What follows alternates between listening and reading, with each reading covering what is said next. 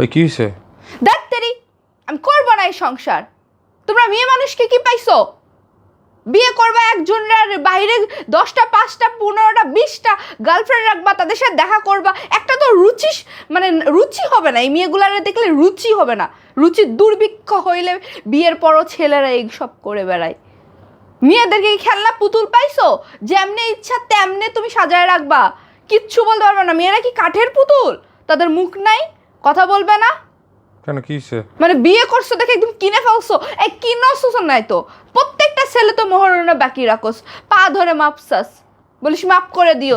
এই তো তোমারে ঘোরাই, এই তো তোমারে খাওয়াই, এই তো তোমারে পোশাক দিই। কিরে বাপ মাকে 18 বছর 19 বছর 20 বছর কি খাওয়াই নাই, পোশাক দেয় নাই? তোরাই খালি এই 2 বছর একদম পোশাক দেখে উল্টাই দিছস, খাওয়াই একদম উল্টাই দিছস। মনে হচ্ছে তোদের ভান্ডার খেয়ে জন্মের পর থেকে বড় হয়ে গেছি।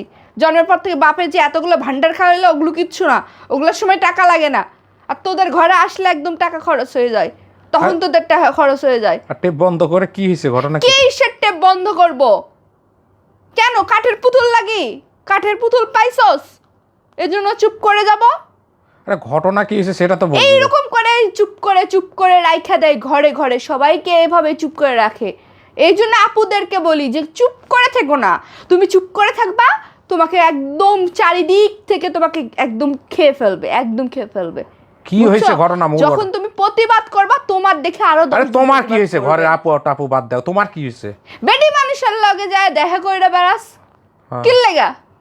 তো বান্ধবী টান্ধবী বলে দেখা করবে না? একটারও চেহারা ভালো, হ্যাঁ, মুখ তো খ্যাত খ্যাত ব্রণে ভর্তি, দেখতে কাইল্লা, রুচি হবে না। ওগুলো সামনে আসলে ভাত খাওয়া যাবে না, তো কি হয়েছে? বমি আসবে। তো কি হয়েছে? এগুলার লগে কেন তুই কথা কস? এগুলার লগে কেন দেখা করস?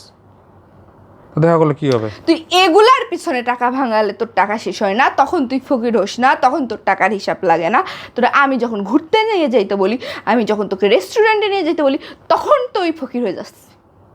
ভিক্ষা থালা নে, একটা থালা নে, আইনা দি, অনেকগুলো থালা আছে, আইনা দি, নে বইসা পড়।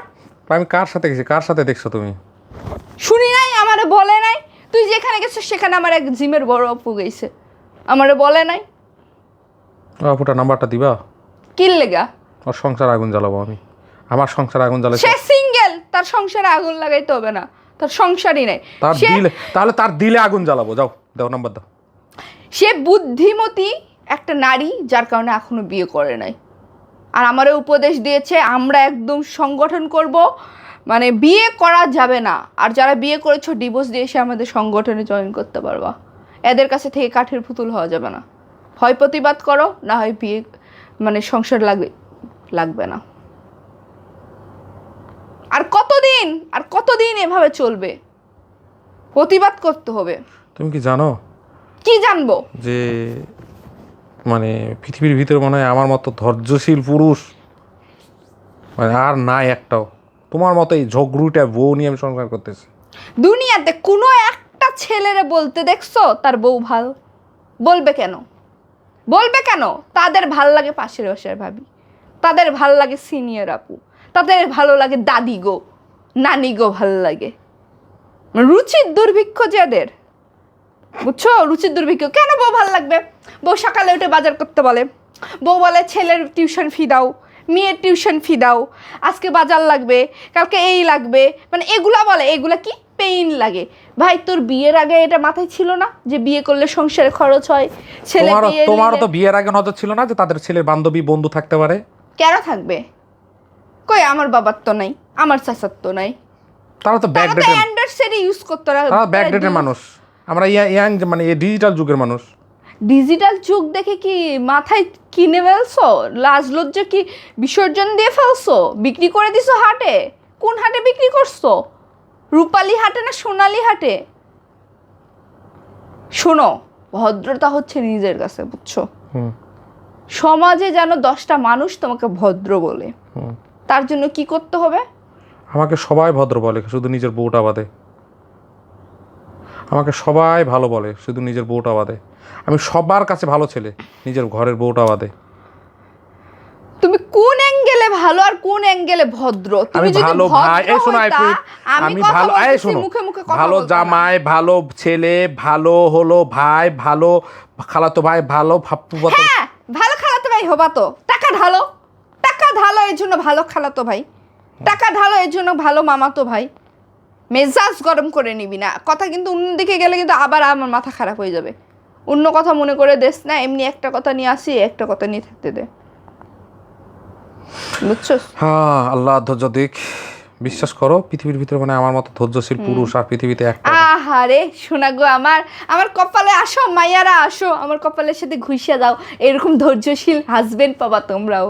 এসো কপালে একটু ঘুষিয়া যাও, একটু আমার হাত ধোয়া পানি, পা ধোয়া পানি নিয়ে যাও, চারিদিকে ছিটাইয়ে দিবা, হাজবেন্ডের মাথায় ছিটাইয়ে দিবা। খারাপ করে কিভাবে তোরে তাবিজ করতে হয় সেইটাই দেখতেছি। তান্ত্রিক বাবার আজকে ফোন দিব, দরকার হলে তান্ত্রিক বাবারে ফোন দিব। তুমি তুমি দুর্জয়, তুমি তুমি বসে আসবে না, যাবা কোথায়? তোমারে বসেই নিয়ে আসবো, এই আঁচলে তোমাকে বেঁধে। এই কই গেল আসল, কই? বিশ্বাস করো, আমার এখন না বনবাসে যেতে ইচ্ছা করছে, খুব ইচ্ছা করতেছে বনবাসে। যাওয়ার সময় আমি কিছু মুড়ি দিব আর গুড় দিব, নিয়ে যাই খাই খাই মেখে মেখে খাই। মানে তোমার কোনো কিছু নিয়ে যাবো এরকম চিন্তা ভাবনা নেই মানে। মোবাইলটা রেখা যাস, মোবাইলটা রেখা যাস, তাহলে বুঝবো। টাকা পয়সা ছাড়া যাস, তাহলে বুঝবো তুই কেমন বনবাসে যাস। একটা লুঙ্গি আর গামছা নিয়ে যাস, দেখবো তুই কেমনে বনবাসে যাস। বনবাসে লুঙ্গি গামছাও নিয়ে যাবো না, বনের পাতা টাতা পরে থাকবো। যা না ভাই, রাস্তাটাটুকু যাওয়ার জন্য একটা পোশাক নিয়ে বেরো, টাকা পয়সা থুয়ে। ফ্ল্যাট বিক্রি করে দিয়ে চলে যাবো, তখন থাকবে ঠেলা। কেন তুই আবার টাকা নিয়ে যেতেছিস? বনবাসে থাকবি, বনে জঙ্গলে থাকবি, তোর আবার টাকা নিয়ে যায় কি করবি ফ্ল্যাট বিক্রি করে? মানে এমনি এমনি বলে, মানে এগুলারে যদি আচ্ছা, আমি সকাল বলি, দুপুর রাত তুমি যদি যদি নিম পাতার রস তুমি দেওয়া যদি যায়, 10 দিন কোনো দিন 10 দিন আমার সাথে না ঝগড়া করে থাকো, হ্যাঁ, আমি তোমার 1 লাখ টাকা দেবো। 10 দিন ঝগড়া করতে হবে না, 1 লাখ টাকা দেবো তোমার। 10 দিনের জন্য 1 লাখ টাকা? মানে 10 দিন কোনো ঝগড়া করতে পারবে না, আমার সাথে ভালোভাবে ব্যবহার করতে হবে। জিন দেখতো না, টাকার অ্যামাউন্ট বাড়ালে ভেবে দেখতে পারি। 1 লাখ টাকা দেবো 10 দিন, প্রতিদিন জীবন না, 10 দিনে 10 লাখ টাকা দিলে ভেবে দেখতে পারি। আর 10 লাখ টাকা দেবো, তার 10 দিন ঝগড়া করা যাবে না। Step কিন্তু হ্যাঁ, এক্সট্রা আমি সহ্য করবো, কিন্তু 10 দিনের ভিতরে কোনো উপকারে যদি একটা ঝগড়া করো, তাহলে তোমার ওই কি বলে, আমি তোমাকে যে মানে জমিটা দিচ্ছি ওইটা মানে ফেরত দিয়ে দিতে হবে আমাকে। কেন? আমি পাগলা কুত্তা কামড়াচ্ছে? ওটা কি পাগলা কুত্তা কামড়াচ্ছে? তুইও লাগতেছ চ্যালেঞ্জ, নিজে কইছস যে আরবি তুমি 10 দিন যে ঝগড়া না করো তোমাকে 10 লাখ টাকা দেবো। আমি কি তোরে বলতে বলছি? জোর করে বলাইছি? নিজে বলছস, নিজে বইলে আবার নিজে কেন আমার জমির উপর লোভ দেস? লজ্জা লাগে না? লজ্জা লাগে না বইয়ের তোর জমির উপর লোভ দেস? ঠিক আছে, মানলাম যে জমিটা তোরই কিনছস, তুই কিনে বউরে দিছস, ঠিক আছে, একদম মহৎ কাজ করেছস, মানুষকে দেখাস এই যে আমি বউরে দি। ভিডিওটা করলাম, বুঝছো, মানে দেখো তোমার আইডিতেই আমি ছাড়বো সবাই। যদি ছাড়ো, আমি বলি তোমার আইডিতে সবাই বলবে যে আমি আমার ধৈর্য কতটুকু। সবাইকে আমি রিকোয়েস্ট করলাম যে আসলে আমার ধৈর্য কতটুকু এবং আমি ভালো ছেলে না। মাইয়া পটানোর জন্য এগুলা বলতেছে, জিন্দেগিতে কেউ বিশ্বাস করবে না, ডাহা মিথ্যা কথা।